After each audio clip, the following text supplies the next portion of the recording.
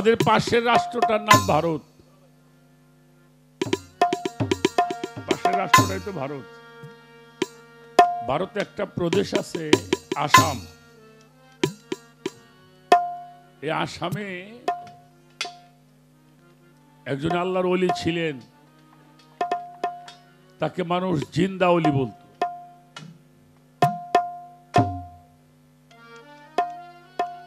জিন্দা ওলি ফাতেউল্লাহ ওনার নাম। হাজার হাজার মানুষ তার ভক্ত, হাজার হাজার।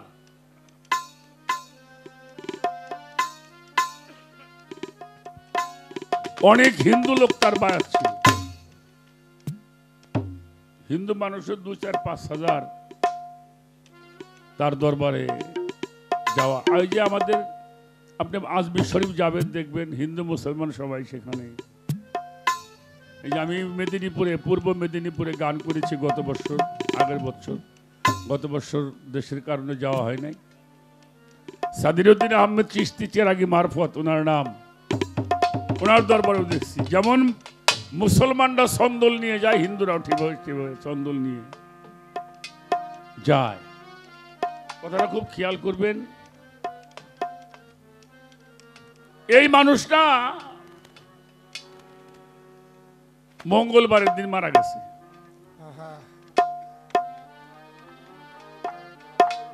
হাজার হাজার ভক্তরা আসছে, ভক্তরা তো আসছে, আরো বাহিরের মানুষও আসছে। ওনার একজন ভক্ত মেয়ে ছিল হিন্দু, বাড়িতে কাজ করত, ওনার কাপড়টা ধুয়ে দিত।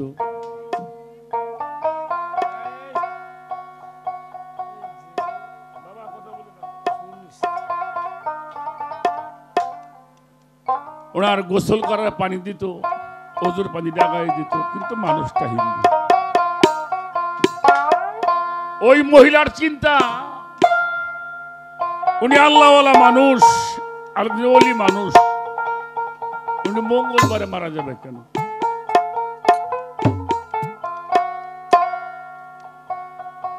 উনি মারা যাবে শুক্রবার। এটা ওনার ধারণা। কোন মানুষ যদি গ্রামের শুক্রবারে মারা যায়, লোকটা খারাপ হইলেও কয় না, ভাগ্যবান মানুষ, জুমার দিন মারা গেছে।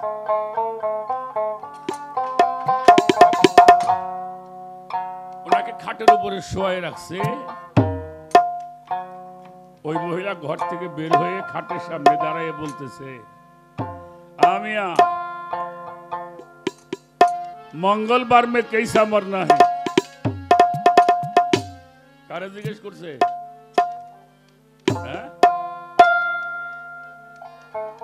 হাটের উপরে কিরা লাশ, লাশে জিজ্ঞেস করে आमिया मंगलवार में कैसा मरना है? দুইবার জিজ্ঞেস করছে, আর একবার জিজ্ঞেস করতে গেছে। জিন্দা ওলি ফাতেউল্লাহ রহমতুল্লাহ আলাইহি মুখের কাপড় টান দিয়ে সরাই ফেলেছে।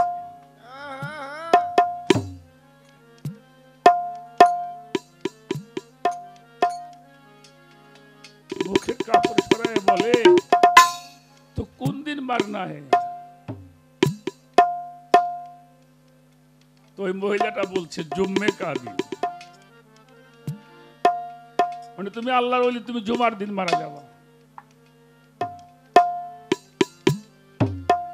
উনি মুখের কাপড়টা ঢেকে দিয়ে বলল, চলে যাও তোমরা, শুক্রবারের দিন আমার জানাজায় আসবা।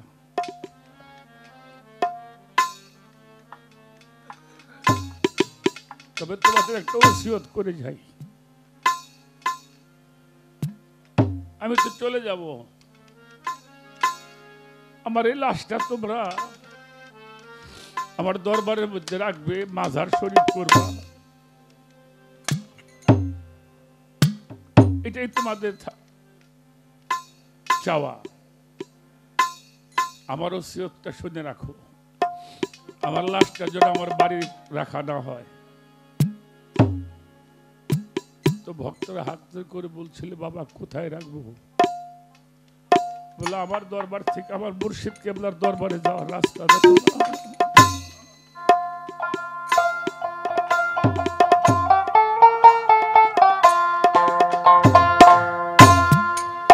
বাবা তোমরা একটা কাজ করবা, আমার বাড়ির থেকে আমার মুর্শিদের দরবার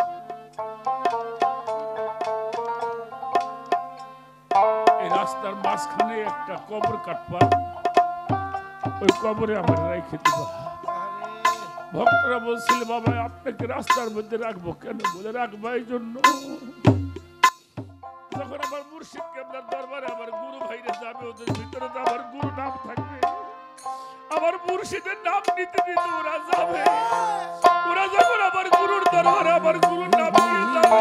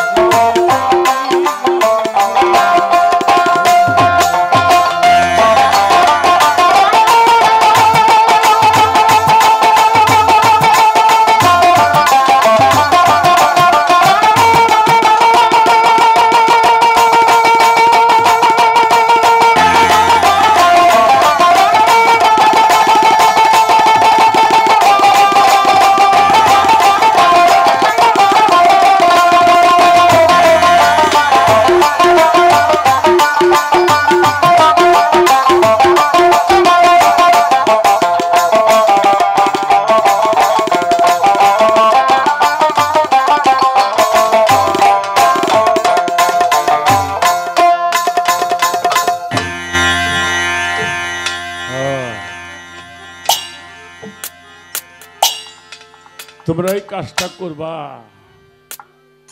আমার আশরাফ জাহাঙ্গীরের দরবারে মানুষ যাবে, তরিকার ভাইরা যাবে, ওদের পায়ের ধুলাটা যেন আমার কবরের উপরে। আরে কি বলুম বাবা, আমাদের বাউল আব্দুল করিম স্যার একটি গান আছে, আশেক দেখে তার মাসেকের, এই তার নামাজ, এই তার রোজা। আশেকের হইল রাস্তা সোজা, আশেক চাই না বেহেস্তে যেতে, আশেক চাই না আবেদ হতে, আশেক চলে আসতে পথে, ওরা হতে চায় না রাজ্যের রাজা। আশেক মৌলার খেলার পুতুল, আশেক প্রেম বাগানের বুলবুল, ফানা পিসেক ফানায় রসুল, ফানা ফিল্লাই হবে তোমার রুহ তাজা। আশেক হইলেই মাসেক মিলে, এই কথাই লেখে দলিলে বাউল আব্দুল করিম বলে, নইলে বেদ বাগানে চন্দন কাঠ খোঁজা। বেদ বাগানে যেমন চন্দন কাঠ মেলে না, আশেক ছাড়াও মাসেকের দিদা হয় না। আর যিনি মাসেকের সাথে মিলে, তিনি হয়ে যায় জীবন্ত কোরআন। কোরআনুন সামেতুন। সেই জন্য বাবা, আমরা যে গান বাজনা করি, এটা গুরুমুখী বিদ্যা। গুরুতে লয় প্রাপ্ত হওয়াই রসুলের লয় প্রাপ্ত হওয়া, রসুলের সঙ্গে লয় প্রাপ্ত হওয়াটাই আল্লাহর সঙ্গে লয় প্রাপ্ত হওয়া। সেই কাজেই আমাদের উদ্দেশ্য থাকবে সেখানে। আমরা দেখতে দেখতে সময়টা শেষ করে আসছি। যতগুলি প্রশ্ন ছিল, সেই প্রশ্নের দিকে আর যাওয়ার মতো আমাদের যে জিনিসটুকু দরকার, সেটুকু মালিকের কাছে আমরা শুকরিয়া করি। আমি যদিও এই দরবারের নাম শুনেছি, আমার সৌভাগ্যক্রমে আসা হলো, এটা আমার সৌভাগ্য বলবো। একজন সাধকের বাড়িতে আসা সত্যিকারেই সৌভাগ্যের বিষয়। আমরা দুজন শিল্পী যতটুকু সময় থাকলাম, অবশ্যই, কারণ ওলি না হলে এটা কখনোই করা সম্ভব, টাকা পয়সা দিয়ে এটা করা সম্ভব নয়। কোটি কোটি টাকার মালিক আমাদের টাঙ্গাইলে আছে, সেখানে কিন্তু এটা হয় না। অবশ্যই আল্লাহর ওলি। এবং শুধু তাই নয়, এরা চলে যাবার পরে আরো বাড়ে, আল্লাহ বাড়িয়ে দেন, কারণ তারা আল্লাহর জাতের সাথে মিশে যায়। আমি আর কথা না বলি,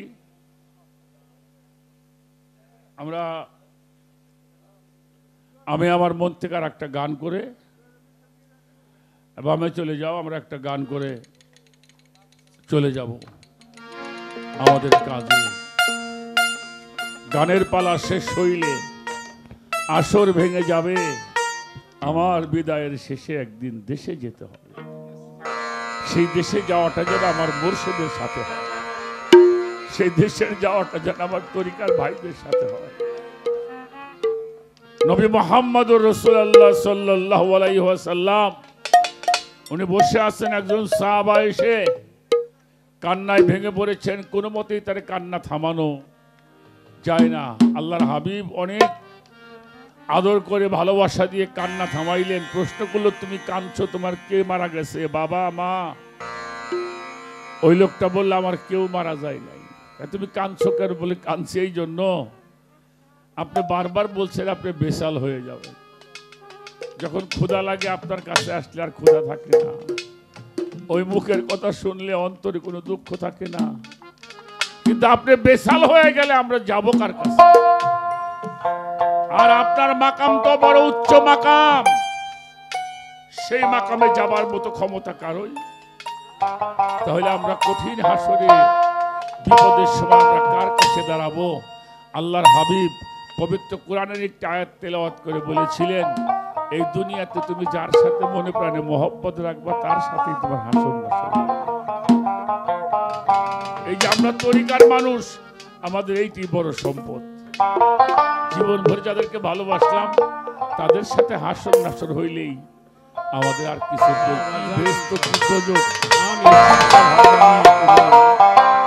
তরিকতের মানুষ কাজ করে না। তো সেই জন্য দোয়া করবেন। দেখতে দেখতে সময়টা চলে গেল। আমার বাজানের লেখা একটি গান আমি পরিশেষে আমার বাবা সাধক আইনাল মিয়া যাওয়ার আগে গানগুলি তার মুখে বেশি শুনতাম।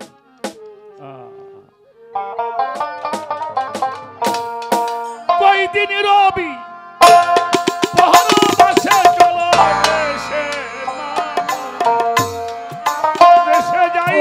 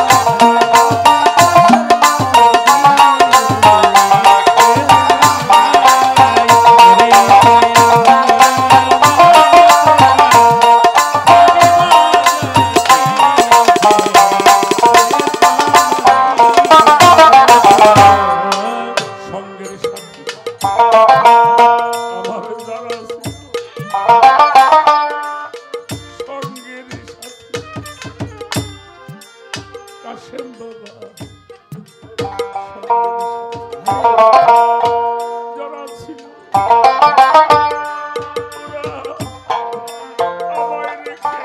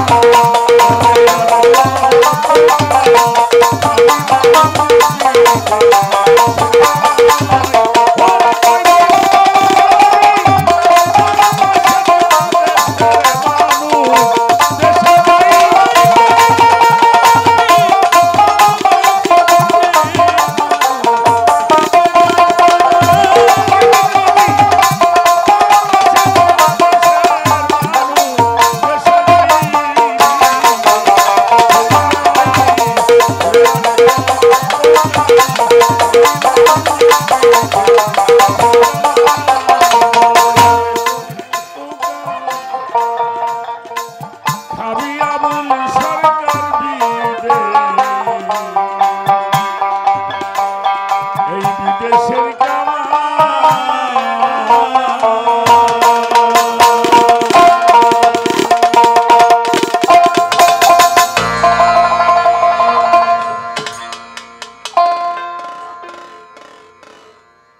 সম্মানিত সুধী